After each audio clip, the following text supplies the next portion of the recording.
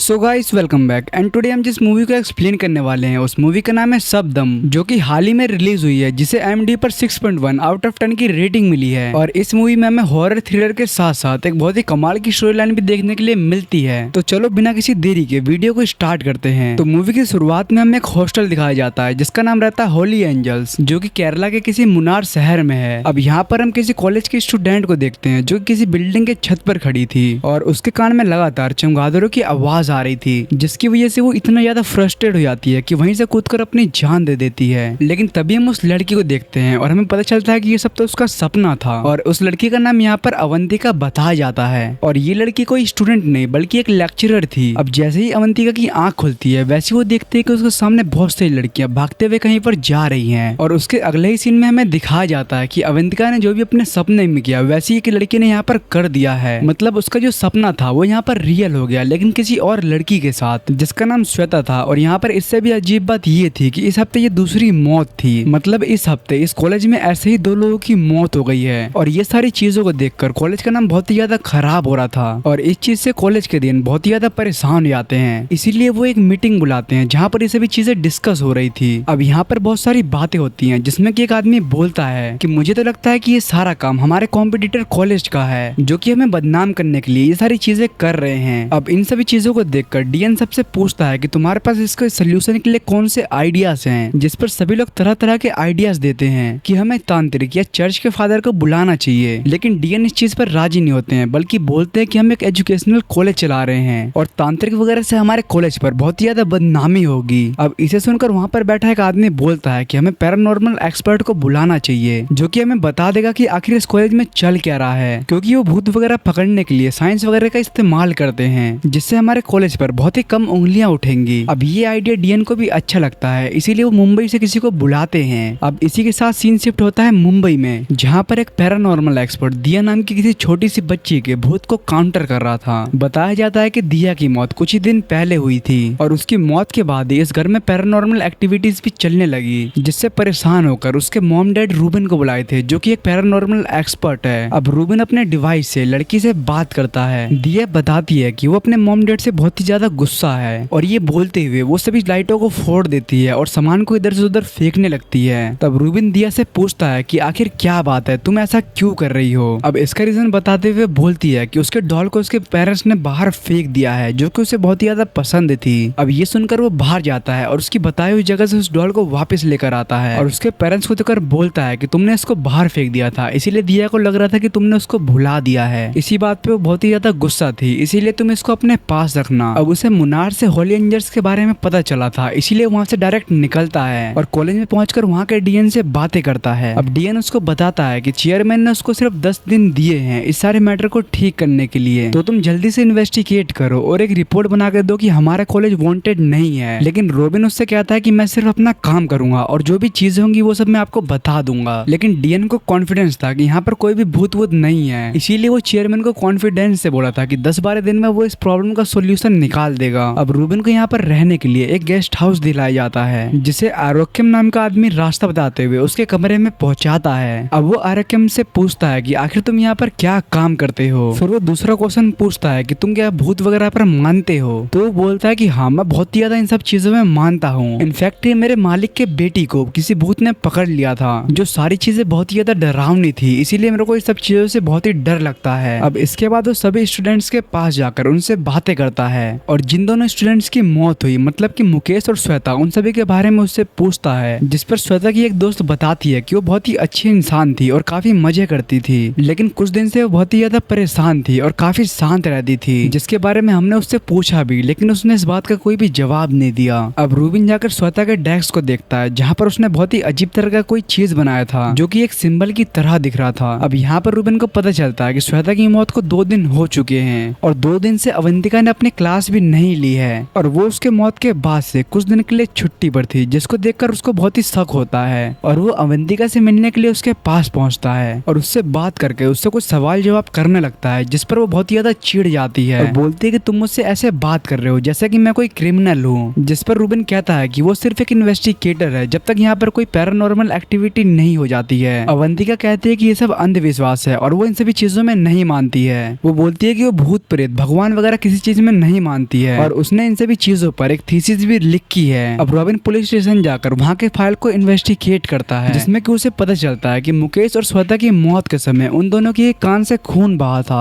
वो सोचता है कि श्वेता एक कान से खून इसीलिए बहा होगा क्योंकि उसने इतनी ऊंचाई से कूदी थी, लेकिन मुकेश ने तो अपने हाथ की नस काटी थी, तो कैसे उसके कान से खून बह सकता है। और जब वो उनकी बॉडीज को देखता है तो वो बहुत ही ज्यादा हैरान हो जाता है क्योंकि उनके जो टेढ़े मेढ़े हो गए थे और उनकी पूरी बॉडी बहुत ही तेजी में डीके हो रही थी। अब वो डॉक्टर से इसके बारे में पूछता है तो डॉक्टर बोलता है कि उसको इसके बारे में कुछ भी नहीं पता कि आखिर इनकी बॉडी इतनी तेजी में डीके कैसे हो रही है। तभी रूबेन का ध्यान उनकी बॉडीज पर जाता है जिनके ऊपर एक आंख बना हुआ था जो कि श्वेता के डेस्क पे बने हुए सिंबल से मैच कर रहा था, यानी इन दोनों की बॉडी पर वही सेम सिंबल बना था जो कि उसके डेस्क पर बना हुआ था। अब इस चीज से रूबेन को कंफर्म हो जाता है कि ये एक पैरानॉर्मल केस है और इसमें भूत प्रेत का बहुत ही ज्यादा इन्वॉल्वमेंट भी है। जिसके बाद वो अपने मशीनों को लेकर होली एंजल्स के अंदर हर जगह घूमने लगता है ताकि उसे कोई पैरानॉर्मल एक्टिविटी दिख जाए। पूरे हॉस्टल में घूमने के बाद भी उसको कहीं भी कुछ भी नहीं दिखता है। फिर वो डिसाइड करता है कि वो गर्ल्स के हॉस्टल में जाएगा जहाँ पर शायद उसको कोई चीज दिख जाए। इसीलिए वो गर्ल्स हॉस्टल के अंदर जगह जगह पर कैमरा लगाने लगता है और उसकी मॉनिटरिंग भी करवाता है ताकि कोई चीज दिखे तो उसके बारे में उसको पता चल जाए। और श्वेता से मिलने के लिए उसके रूम में जाने लगता है, लेकिन जब वो उसके रूम में पहुंचता है तो वहाँ पर श्वेता नहीं होती है और फिर वो उसके रूम को ऐसी तलाशी लेने लगता है जिसमें कि उसको एक ईयर ड्रॉप दिखता है और तभी बाहर किसी के चलने की आवाज आने लगती है। रूबिन उस आवाजों का पीछा करता है, लेकिन काफी देर तक पीछा करने के बाद भी उसको कुछ भी दिखाई नहीं देता है। लेकिन जब वो उन आवाजों का पीछा करते हुए एक जगह पर पहुंचता है तो वहाँ पर उसको गेट पर कुछ अजीब सी चीजें दिखती है और वो गेट भी अचानक से हिलने लगता है जैसा कि कोई अंदर से धक्का दे रहा है, उस गेट को खोलने की कोशिश कर रहा है। और इधर हम दूसरी तरफ आरुघम को देखते हैं जो कि अपने स्क्रीन में भूत को देख लेता है, मतलब कि उसको कैमरे में भूत दिख गया था जिसको देखकर वहाँ से भागता है। लेकिन यहीं पर रॉबिन को अपने पीछे से किसी की आवाज आती है और वो पीछे मुड़कर देखता है तो उसके पीछे एक बहुत ही डरावनी सी भूत खड़ी होती है जिसको देखते ही वो उसको चाटा मार देता है क्योंकि वो कोई भूत नहीं बल्कि कॉलेज की एक स्टूडेंट थी। और रूबिन को डराने का पूरा आइडिया अवंतिका का था, इसीलिए वो उसको पकड़कर अवंतिका के पास लेकर जाने लगता है। अब इधर अवगन इधर से उधर भाग रहा था, तभी उसको अपने सामने वही दोनों दिखते हैं तो वो सोचता है कि रूबिन ने तो भूत को ही पकड़ लिया, मतलब कि ये बहुत ही बहादुर है। अब रूबिन अवंतिका के पास पहुंचता है और बोलता है कि अगर तुम्हें मेरे काम में इंटरेस्ट नहीं है तो तुम मुझे परेशान करना बंद कर दो। लेकिन यहीं पर उसके डिवाइस में कोई हलचल होती है जो कि हलचल ईएमएफ की थी, यानी इलेक्ट्रोमैग्नेटिक वेव की थी। अब रॉबिन को लगता है कि शायद यहाँ पर आसपास कोई मोबाइल होगा, इसी वजह से ये हो रहा है। फिर वो अवंतिका को बोलता है कि तुम अपने मोबाइल को बंद कर दो, मैं यहाँ पर अब इन्वेस्टिगेट कर रहा हूँ। लेकिन अवंतिका बोलती है कि मेरी भी कुछ प्राइवेसीज है, मैं अपना फोन बंद नहीं करूंगी। और ये बोलकर वो गेट बंद करके उसको यहाँ से भेज देती है। जिसके बाद पुलिस स्टेशन पहुंचता है जहाँ पर वो श्वेता का फोन मंगवाता है और उसके फोन की इमेजेस चेक करने लगता है। लेकिन तभी उसको एक सेल्फी मिलती है जिसमें श्वेता अवंतिका के साथ मुकेश भी था, लेकिन उस फोटो के अंदर सभी के सर पे कोई सींग जैसा फिल्टर लगा हुआ था। पर ध्यान से देखने पर उसे पता चलता है कि वहाँ पर एक एक्स्ट्रा सींग लगे हुए हैं, जिसका मतलब या तो ये कोई ग्लिच है या फिर ये कोई भूत है। अब रूबिन उस फोटो को लेकर अवंतिका के पास पहुंचता है और बोलता है कि क्या तुम बता सकते हो कि ये फोटो कहाँ पर खींची गई है। इसीलिए वो दीपिका को फोन करती है क्योंकि उस फोटो के समय मूवी उसके साथ थी, लेकिन दीपिका का फोन नहीं लगता है, उसका फोन बंद आ रहा था। जिस पर वो अपने तीसरे दोस्त को फोन करके दीपिका के बारे में पूछती है तो उसके तीसरी दोस्त बताती है कि वो अपने बॉयफ्रेंड राकेश के साथ होगी। अवंतिका राकेश का नंबर मांगती है, लेकिन राकेश का नंबर उनके पास नहीं था, लेकिन उनके पास उसका एड्रेस था और वो एड्रेस उनको बताता है जिसको अवंतिका किसी पेपर पर लिखती है। लेकिन तभी वो किसी ड्राइंग को उस पेपर पर बनाने लगती है और ये ड्राइंग वैसे ही सेम था जैसा हमने श्वेता मुकेश की बॉडी पर देखा था। लेकिन रूबिन उसे कुछ नहीं बोलता है और राकेश के एड्रेस पर पहुंचता है। अब एड्रेस पे यहाँ पर राकेश के कुछ दोस्त मिलते हैं जो कि बताते हैं कि हर वीकेंड पर दीपिका यहाँ पर आती है और कल भी वो यहाँ पर आई थी, लेकिन रात में दीपिका और राकेश कहीं पर चले गए और इतने टाइम के बाद भी अभी तक दोनों नहीं लौटे हैं और उन दोनों का फोन भी बंद आ रहा है। अब रूबिन जब राकेश का कमरा चेक करता है तो वहाँ पर भी उसको एक ईयर ड्रॉप्स मिलती है और डॉक्टर का एक प्रिस्क्रिप्शन भी मिलता है। अब रूबिन उस प्रिस्क्रिप्शन को लेकर डॉक्टर के पास पहुंचता है जहाँ पर डॉक्टर उसको बताता है कि ये प्रिस्क्रिप्शन दीपिका का है। पिछले 10 दिन से उसके कानों में काफी दर्द हो रहा है और उसके कानों में बहुत ही आवाजें भी आ रही हैं, जैसे कि चमगादड़ उसके कानों में चिल्ला रहे हो, इसलिए मैंने उसको ये ड्रॉप दिया था। लेकिन ये केस बहुत ही अजीब है, इससे पहले मैंने ऐसा कुछ नहीं सुना था कि किसी के कान में कोई आवाजें आ रही हैं, क्योंकि हमने जब उसके कानों का चेक किया तो उसके कान बिल्कुल ही ठीक थे,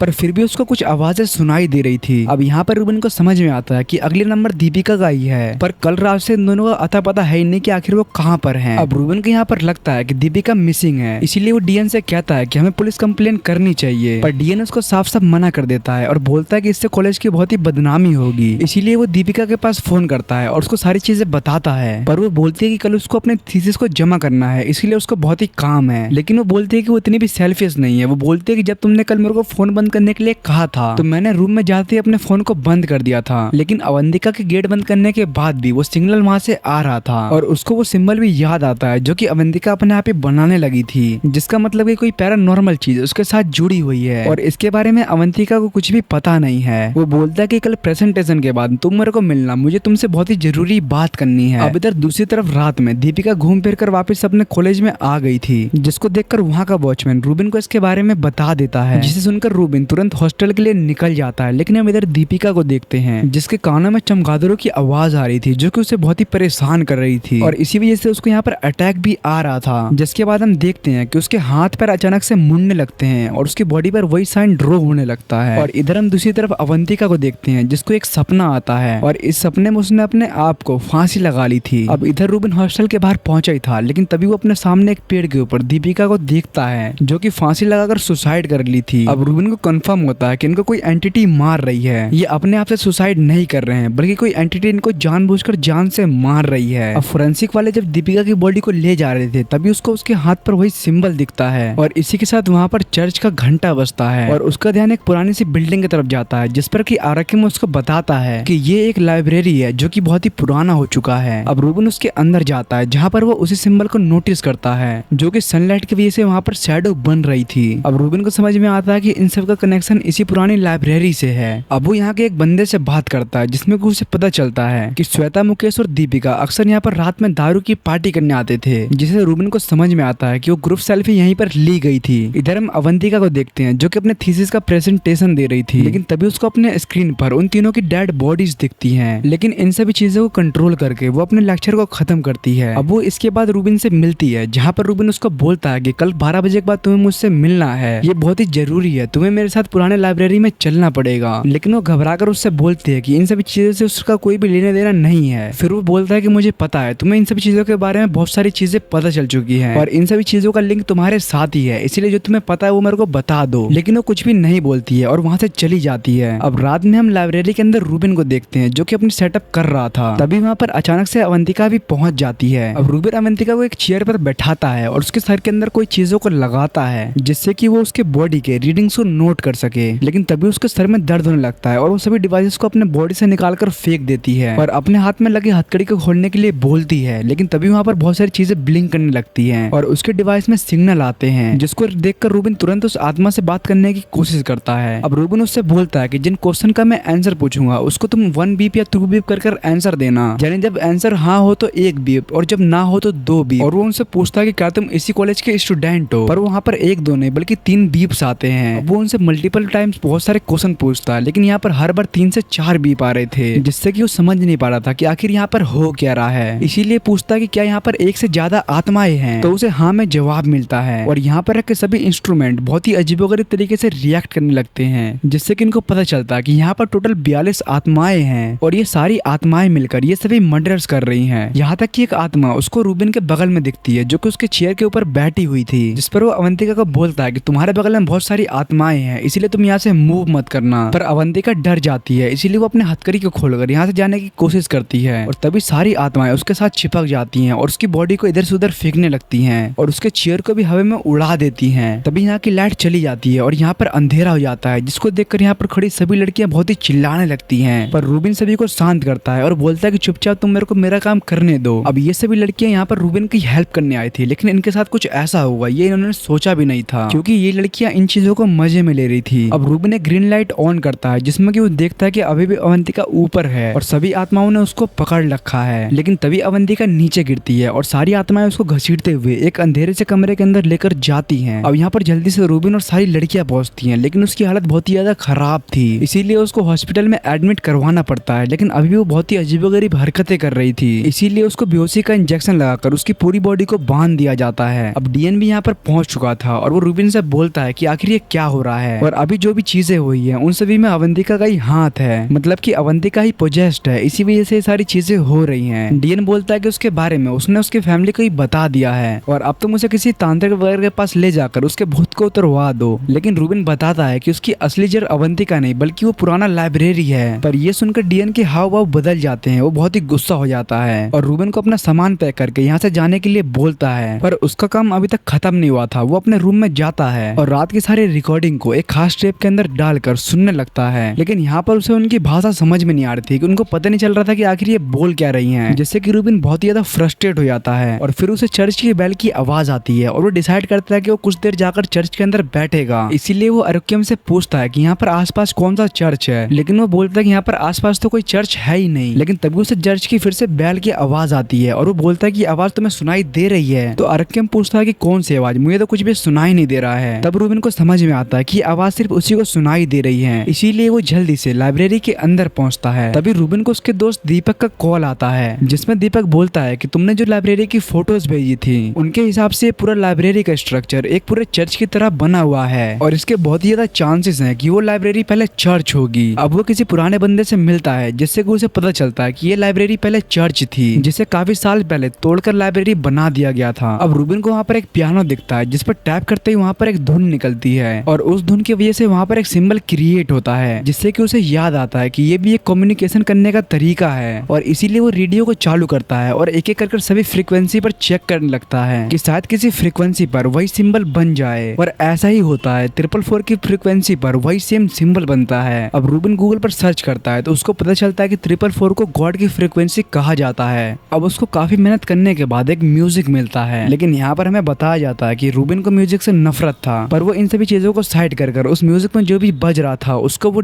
पेपर पर लिखता है। और उस पूरे म्यूजिक को एक पेपर पर लिखने के बाद वो एक चर्च के फादर के पास पहुंचता है जो कि बहुत ही बूढ़ा था। अब वो उनसे पूछता है कि जब वो लाइब्रेरी पहले चर्च थी तो क्या वहाँ पर यही गाना प्ले होता था, लेकिन चर्च के फादर उसको साफ साफ मना कर देते हैं कि ऐसा कोई म्यूजिक वहाँ पर प्ले नहीं होता था। अब रूबिन वहाँ से बाहर निकलकर अपने गाड़ी में बैठता है और हॉस्टल की तरफ जाने लगता है, लेकिन तभी एक पेपर उड़कर उसके शीशे पर चिपक जाता है और उसका इंडिकेटर अपने आप से चलने लगता है, जिससे उसे पता चलता है कि वो आत्माएं उसको कुछ बताना चाहती हैं। और जैसे जैसे आत्माएं इंडिकेटर को ब्लो कर रही थी वैसे वैसे वो टर्न ले रहा था और उन आत्माओं के सहारे से वो धीरे धीरे उस जगह पर पहुंच जाता है। ये आत्माएं उसको किसी जंगल में लेकर गई थी जहाँ पर वो अपने सामने एक बूढ़े आदमी को देखता है जो कि कॉफिन को बना रहा था, जिस पर वो उससे बात करता है और वो आदमी उससे पूछता है कि आखिर तुम यहाँ पर क्या करने आए हो। तब रूबिन उस गाने का नोट दिखाकर उनसे पूछता है कि क्या तुम इनके बारे में कुछ जानते हो। तब वो उन्हें बताते हैं कि ये बात 34 साल पहले की है। इस कॉलेज के चेयरमैन की वाइफ डायना की ये बात है, जो कि हर संडे को चर्च में जाया करती थी, लेकिन वहाँ पर एक दिन उसको एक बच्चा दिखता है जो कि एक डिसेबल था, यानी उसके हाथ पैर में कोई प्रॉब्लम थी और उसके पेरेंट्स ने उसको यहाँ पर छोड़कर चले गए थे। अब यहाँ पर लोग उसको बोलते हैं कि उसको अनाथ आश्रम में छोड़ देना चाहिए, लेकिन वो उस बच्चे को गोद ले लेती है और उसके जैसे टोटल 42 बच्चों को वो अपने गोद ले लेती है, यानी कि अब टोटल 42 बच्चे उसके साथ थे जो कि कहीं ना कहीं से डिसेबल थे या फिर उनके फैमिली ने उनको छोड़ दिया था। क्योंकि डायना इस पूरे जगह की मालकिन थी, इसीलिए वो इस चर्च को ऑर्फनेज में बदल देती है और म्यूजिक के जरिए इन सभी बच्चों को ठीक करने की कोशिश करती है। इस म्यूजिक को डायना ने क्रिएट किया था, इसीलिए वो इन बच्चों से सही से बात कर पाती थी। बच्चे भी उस म्यूजिक से बहुत ही अच्छा रिलेट कर रहे थे और बहुत ही खुश थे, लेकिन पता नहीं कैसे उस पूरे ऑर्फनेज को किसी बुरे इंसान की नजर लग गई। सभी बच्चे अचानक से बीमार पड़कर मरने लगे, जिसे देखकर वो बहुत ही ज्यादा परेशान हो गई और ऐसी एक एक कर सभी बच्चे वहाँ पर मरने लगे और एंड में सारे बच्चे वहाँ पर खत्म हो गए, जिसके बाद इस पूरी जगह को एक लाइब्रेरी के अंदर कन्वर्ट कर दिया गया। तभी वो बूढ़ा आदमी बताता है कि उन सभी बच्चों की कब्र यहीं पर है, तुम्हारे बगल में ये कब्र है जो कि उन सभी बच्चों की ही है। जिसको देखकर वो थोड़ा हैरान हुआ, लेकिन उसके बाद उसने पूछा कि आखिर डायना मैम कहाँ गई, क्या उनकी मौत हो गई या फिर अभी वो जिंदा है। तो वो बूढ़ा आदमी बोलता है कि उसने डायना मैम को इसके बाद कभी भी नहीं देखा, लेकिन यहाँ पर रूबिन को शक हुआ कि अगर उन बच्चों की मौत नेचुरली हुई थी तो उन सभी की आत्माओं को अभी तक शांति क्यों नहीं मिली, जिसका रीजन ये हो सकता है कि उनको किसी से बदला लेना हो, मतलब क्या पता उन बच्चों की मौत नेचुरल ना हो। अब रूबिन हमंतिका से मिलने के लिए हॉस्पिटल के अंदर जाता है, जहाँ पर वो हमंतिका से बात करते हुए उसको बताता है कि उसकी माँ एक म्यूजिशियन थी जो कि रूबिन को म्यूजिक के बारे में काफी चीजें बताती थी और उसके बारे में उसको बहुत सारी चीजें पढ़ाती भी थी। लेकिन एक दिन रूबिन की माँ बहुत ही बीमार हो गई थी और उसके मुंह में ऑक्सीजन का सिलेंडर भी लगा हुआ था और रूबिन के डैड किसी काम से वहाँ से बाहर चले गए थे और वहाँ पर सिर्फ रूबिन ही था जिसको अपनी माँ का ध्यान रखना था। लेकिन कुछ देर के बाद ही उसकी माँ का ऑक्सीजन सिलेंडर खत्म हो जाता है, जिससे कि उसकी माँ की दम घुटने लगता है। पर रूबिन दूसरे कमरे में बैठकर म्यूजिक को बजा रहा था जो कि उसकी माँ ने उसको सिखाया था और इसी वजह से रूबिन की माँ की वहाँ पर मौत हो जाती है। लेकिन जब रूबिन को इसके बारे में पता चलता है तो उसको म्यूजिक से बहुत ही ज्यादा नफरत हो जाता है और वो अपनी माँ की मौत का जिम्मेदार खुद को ही मानता था। लेकिन एक दिन उसकी माँ उसको दिखती है और बोलती है कि इसमें तुम्हारी कोई भी गलती नहीं है। अब इधर हम दूसरी तरफ उस बूढ़े आदमी को देखते हैं जिसको पता नहीं क्या होता है और वो सभी बच्चों की बॉडीज को खोदने लगता है, पर उसको यहाँ पर किसी बच्चे की बॉडी नहीं मिलती है, बल्कि उसको यहाँ पर एक जार मिलता है जिसको उठाते ही उसको चमगादड़ों की आवाज आने लगती है, जिससे कि वो बहुत ही परेशान हो जाता है। अब इधर हम अवंतिका को देखते हैं जो कि बेहोश थी और रूबिन ने यहाँ पर बगल में सोया हुआ था, लेकिन उसने सोने से पहले यहाँ पर रिकॉर्डिंग को चालू कर रखा था। तभी यहाँ पर अवंतिका को दौरे पड़ते हैं और उसका चेहरा किसी और चीज में बदलने लगता है। रूबिन जब ध्यान से देखता है तो उसका चेहरा डायना के रूप में बदल गया था और वो उसको कोई चीज बताने की कोशिश कर रही थी। तभी अवंतिका की आंख खुलती है और वापस से वो होश के अंदर आ जाती है और वो बोलती है कि उसने अपने विजन में एक पुराने पेशेंट को देखा। अब रूबिन और अवंतिका उस पेशेंट को देखने के लिए वहाँ से जाने लगते हैं, लेकिन रास्ते में रूबिन दीपक को फोन करता है और वो रिकॉर्डिंग को उसको भेजकर उसको डिकोड करने के लिए बोलता है। अब इधर अवंतिका वहाँ पर पहुंचती है तो उसको वहाँ पर किसी की बॉडी नहीं दिखती है और ना ही यहाँ पर कोई मेडिकल स्टाफ था। तब सभी आत्माएं लाइटों को ब्लिंक करने लगती हैं, जिसको फॉलो करते हुए ये दोनों किसी रूम के अंदर पहुंचते हैं। अपने सामने इनको एक पेशेंट दिखती है जिस पर अवंतिका बताती है कि ये एक जेनिफर नाम की औरत है और मैंने इसी को अपने विजन में देखा था और ये 5 सालों से यहाँ पर पड़ी हुई है, मतलब कि 5 सालों से इनका यहाँ पर इलाज चल रहा है। अब रूबिन उसको बताता है कि ये जेनिफर नहीं बल्कि यहाँ की मालकिन डायना है, जो कि उन 42 बच्चों की माँ है जिनको डायना ने गोद लिया था और अब वो सभी बच्चे भूत बनकर सभी को जान से मार रहे हैं। फिर वो जाकर रजिस्टर में देखता है कि श्वेता, राकेश और दीपिका ये वॉलंटियर के तौर पर यहाँ पर काम कर रहे थे और तभी यहाँ पर हमें फ्लैशबैक दिखाया जाता है जिसमें कि ये तीनों डॉक्टर्स के कहने पर एनेस्थीसिया की हैवी डोज उसको दे रहे थे, यानी बेहोशी की हैवी डोज डायना को ये दे रहे थे। बताता है कि डायना 5 साल से नहीं बल्कि 34 साल से कोमा में थी और यहाँ पर कोई बहुत ही बड़ा राज छुपाने की कोशिश कर रहा है। इसमें सभी डॉक्टर्स वगैरह मिले हुए हैं और डायना बहुत ही मुश्किल से कोमा से बाहर आई थी, लेकिन उसको एनेस्थीसिया की हैवी डोज देकर सभी ने उसको जान से मार दिया और अनजाने में ही सही, लेकिन राकेश, दीपिका और श्वेता उनको मारने में बहुत ही बड़ा रोल था, जिसकी वजह से उन तीनों को इन सारे बच्चों ने जान से मार दिया। लेकिन अवंतिका उससे बहस करने लगती है और बोलती है कि ये अभी मरी नहीं बल्कि अभी भी कोमा में है, पर रूबिन बोलता है कि ये अब तक मर चुकी है और ये सभी चीजें बहाना है और वो सभी चीजों को उसके फेस से हटाने लगता है ताकि वो उसकी बॉडी को मरा हुआ साबित कर सके। लेकिन इतने में उसके सर पे कोई जोर से डंडा मार देता है जिससे कि वो बेहोश हो जाता है और अब उसकी आंख पुलिस स्टेशन में खुलती है जहाँ पर पुलिस वालों ने उसको अरेस्ट कर लिया था क्योंकि उसने किसी कोमा में गए मरीज को मारने की कोशिश की थी। ये कहकर उसको यहाँ पर अरेस्ट कर लिया गया था और जेल के अंदर डाल दिया गया था। लेकिन इन सभी की वजह से वो सारी आत्माएं एक पुलिस वाले को जान से मारने लगती हैं और इसमें उस पुलिस वाले के कान से बहुत ही ज्यादा खून भी बहने लगता है। अब रूबिन इन सभी पुलिस वालों को बताता है कि वो औरत मर चुकी है। हॉस्पिटल वाले इन सभी चीजों में मिले हुए हैं और ये सारी चीजें वहाँ का एक बड़ा आदमी भी सुन रहा था जो कि डीएन से मिलने के लिए जाता है और उससे पूछता है कि डायना का पति जिसका नाम डैनियल है वो यहाँ पर कैसे आ सकता है, क्योंकि मुझे लगता है कि रूबिन की बात सच है, डायना अब तक मर चुकी है। पर यहाँ का डीएन इस चीज को मजाक में लेता है। वो बोलता है कि वो मेरा बहुत ही अच्छा दोस्त है और शायद मेरे मरने पर वो यहाँ पर आ जाए, ये बोलकर उस आदमी को यहाँ से भेज देता है। इन सभी चीजों को बच्चों की आत्माएं भी सुन रही थी। उस आदमी के जाते ही वो डीएन को जान से मार देते हैं। इधर रूबिन जंगल के अंदर पहुंचता है तो यहाँ पर उसको उस बूढ़े आदमी की लाश मिलती है और वहीं बगल में पड़ा होता है वो जार, जिसको देखकर वो बोलता है कि ये एक ब्लैक मैजिक में काम किया जाता है, यानी किसी ने उन बच्चों की बॉडीज को निकालकर यहाँ पर बहुत ही बड़ा ब्लैक मैजिक किया है और इसी की वजह से जो भी इस कब्र को खोदता उसकी यहाँ पर मौत जाती। इसी वजह से इस बूढ़े आदमी की यहाँ पर मौत हो चुकी है। लेकिन ये ब्लैक मैजिक इंडिया में नहीं किया जाता है बल्कि ये ब्लैक मैजिक मैक्सिको में किया जाता है, जिसका मतलब इस ब्लैक मैजिक को करवाने के लिए किसी ने मैक्सिको से किसी आदमी को बुलाया होगा कि जिसने इस ब्लैक मैजिक को किया है वो चाहता था कि जो भी यहाँ पर सच्चाई जानने की कोशिश करेगा उसकी यहाँ पर मौत हो जाएगी और इसी के बारे में जानने के लिए वो उस जार को अपने साथ लेकर जाने लगता है। और इधर हम दूसरी तरफ डैनियल को देखते हैं जो कि लंदन से यहाँ पर वापस आ चुका था। अब यहाँ पर रूबिन को अरक्केम का फोन आता है और अरक्केम उसको बताता है कि यहाँ पर डैनियल आ चुका है और डॉक्टर बता रहे हैं कि अब डायना की मौत हो चुकी है, इसीलिए वो उसकी बॉडी को डिस्चार्ज करने के लिए उससे परमिशन मांग रहे हैं, यानी मरे हुए इंसान को दोबारा मारने के लिए उसके पति से अनुमति ली जा रही थी। और इधर दूसरी तरफ हम मैक्सिको देखते हैं जहाँ की एक बहुत ही बड़ी तांत्रिक थी और उसको कोई बता देता है कि अब रूबिन को जार मिल चुका है, लेकिन ये तांत्रिक बोलती है कि तुम्हें डरने की जरूरत नहीं है, मैं इन सभी चीजों के बारे में देख लूंगी। और तभी वो रूबिन के ऊपर चमगादड़ों से अटैक करवा देती है जिससे कि उसकी गाड़ी का एक्सीडेंट हो जाता है और वो जार भी गिरकर फूट जाता है और डिस्ट्रॉय हो जाता है। रूबिन समझ जाता है कि इसको किसी ने जानबूझकर किया है ताकि वो कोई सच्चाई ना जान सके। अब यहाँ पर रूबिन अपने दिमाग को दौड़ाने लगता है कि आखिर उनसे क्या गलती हुई है, जिस पर उसको ध्यान में आता है कि एनेस्थीसिया की ज्यादा डोज देने के बाद इंसान की आत्मा उसकी बॉडी से निकल जाती है, मतलब कि अभी वो कोमा में नहीं है और ना ही मरी हुई है और हॉस्पिटल वाले उसको अब जान से मारना चाहते हैं और इस समय वो जिस स्टेट में है उसे आउट ऑफ बॉडी एक्सपीरियंस कहते हैं और अब हमें जल्दी से जल्दी उसको वापस लाना होगा, नहीं तो 2 घंटे में उसकी बॉडी को वेंटिलेटर से हटा दिया जाएगा जिसकी वजह से उसकी कंफर्म मौत हो जाएगी। लेकिन यहाँ पर डायना कोई जल्दी से मारना चाहता था, इसीलिए वो डॉक्टर को कॉल करता है और उसको 2 घंटे बाद नहीं बल्कि डायना को तुरंत ही वेंटिलेटर से हटाने के लिए बोलता है और वो जैसे उसको हटाने वाला होता है वैसे उसको एक और कॉल आता है जो कि डायना का था और ये देखकर वो हैरान हो जाता है क्योंकि डायना तो उसके सामने पड़ी हुई थी, लेकिन फिर भी वो उस कॉल को उठाता है और ये आवाज बच्चों की थी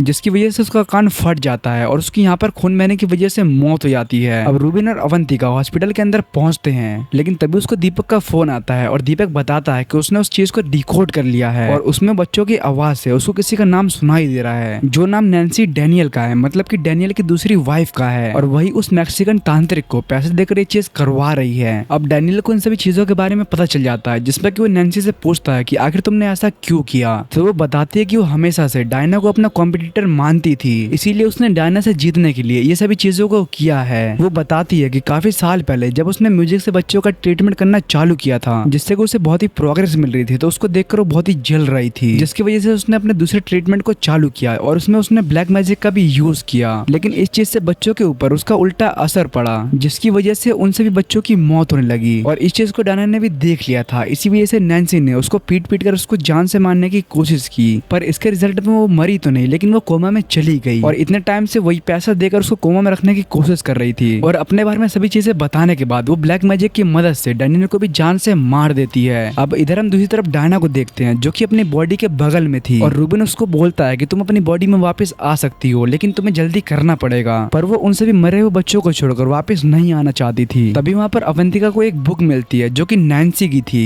और उस बुक से इनको पता चलता है कि इन सभी बच्चों की मौत यहाँ पर नेचुरली नहीं हुई थी, बल्कि नैन्सी ने उन सभी बच्चों के ऊपर बैट का कोई एक्सपेरिमेंट किया था, जिसकी वजह से उन सभी बच्चों की मौत हो गई। और जिस शैतान की ये बात कर रहे थे वो और कोई नहीं बल्कि नैन्सी है। और जिस तरीके से उन बच्चों की तरफ तरफ कर मौत हुई थी, वैसी वो सभी को तरफ कर जान से मार रहे हैं। तभी वहाँ पर नैन्सी भी कुछ आदमियों के साथ पहुंच जाती है और डायना का मास्क वगैरह वहाँ से हटाने लगती है, पर रूबिन इनसे लड़ता है, लेकिन इसका यहाँ पर कुछ भी फायदा नहीं होता है, क्योंकि ये आदमी बहुत सारे थे। और नैन्सी अवंतिका को पकड़ लेती है और उसको मार मार कर बेहोश कर देती है, और डायना का मास्क उसके मुंह से हटाने वाली थी, लेकिन तभी सभी बच्चों की आत्माएं उसको रोकती है। लेकिन उसने अपने कान में कोई चीज पहना था, इसीलिए बच्चों की आवाज का उसके ऊपर ज्यादा कोई असर नहीं होता है, और बच्चे उसके ऊपर बुक्स वगैरह को फेंक कर अटैक करते हैं। लेकिन उसके पास कोई डिवाइस थी, जिसके चालू करने पर यहाँ पर बहुत सारे चमगादड़ आ जाते हैं, जो कि उन सभी बच्चों को वीक कर देते हैं। अब डायना बच्चों की ऐसी हालत को देखकर बहुत ही परेशान हो जाती है, लेकिन वो इस रूप में इनकी हेल्प में नहीं कर सकती थी, इसीलिए वो अपनी बॉडी में वापस आती है। और इधर रूबिन भी चमगादड़ों से घिरा हुआ था, तभी उसको एक पियानो दिखता है, और वो सभी चीजों को भुलाकर डायना का वही गाना वहाँ पर प्ले करने लगता है, जो कि वो म्यूजिक था, जिसकी वजह से बच्चों की आत्माओं को बहुत ही पावर मिलती है। अब नैन्सी डायना का मास्क उसके मुंह से हटा देती है, लेकिन तभी वो डायना भी यहाँ पर जिंदा हो जाती है और उसके हाथ को पकड़ लेती है, और बच्चे भी अब बहुत ही पावरफुल हो चुके थे, इसीलिए वो उसके कान के डिवाइस को हटाकर उसके ऊपर अटैक करते हैं। और नैन्सी को भी बहुत सारे चमगादड़ों की आवाज आती है, जिससे कि उसके हाथ पैर मुड़ने लगते हैं, जिससे कि उसकी बहुत ही भयानक मौत हो जाती है। और इसके कुछ समय बाद डायना वापस से एक ऑर्फनेज को चालू कर देती है, और इसी के साथ इस मूवी का यहाँ पर एंड हो जाता है। तो अगर आपको ये वीडियो अच्छी लगी तो आप हमें लाइक करके सपोर्ट कर सकते हैं, और हमने इससे पहले एक से बढ़कर एक मूवीज को एक्सप्लेन कर रखा है, जो कि आपके स्क्रीन पर शो कर रही होगी, जिस पर टैप करके आप इन वीडियोस को देख सकते हो। Thanks for watching.